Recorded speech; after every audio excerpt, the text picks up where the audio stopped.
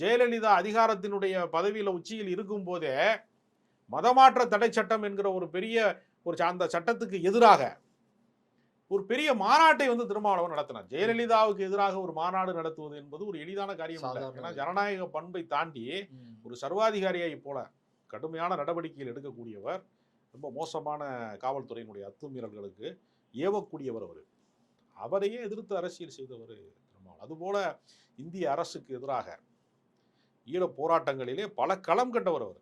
அதனால அவர் எப்பொழுதுமே ஒரு கழக அரசியலிலே இருந்து தோன்றியவர் தான் திருமாவளவன். திருமாவளவன் இன்றைக்கு கொஞ்சம் சாத்வீகமாக அல்லது சாதுரியமாக இன்றைக்கு பேசலாம். அவருடைய 20 ஆண்டு காலத்துக்கு முன்பு அவருடைய பேச்சுக்களை கேட்டவர்களுக்கு தெரியும் அவர் எவ்வளவு பெரிய அனல் பறக்கிற பேச்சாளராக இருந்தாரு, எவ்வளவு அரசாங்கங்களுக்கான அதிர்வுகளை அவர் உண்டாக்குனாரு அப்படிங்கிறது கடந்த கால வரலாறு. அதனால அவருடைய தொடர் நடவடிக்கையில இவர் சிறிது காலம் பங்காற்றிட்டார் என்று சொல்லலாம், அல்லது இவர் கொஞ்ச நாள் பயன்படுத்தி கொண்டார்னு சொல்லலாம். ஆனா இவர் ஏதோ முக்கியத்துவம் வாய்ந்தவர் அப்படின்னு சொல்றது இருக்கு இல்லையா, அது கொஞ்சம் மிகையான மதிப்பீட்டு.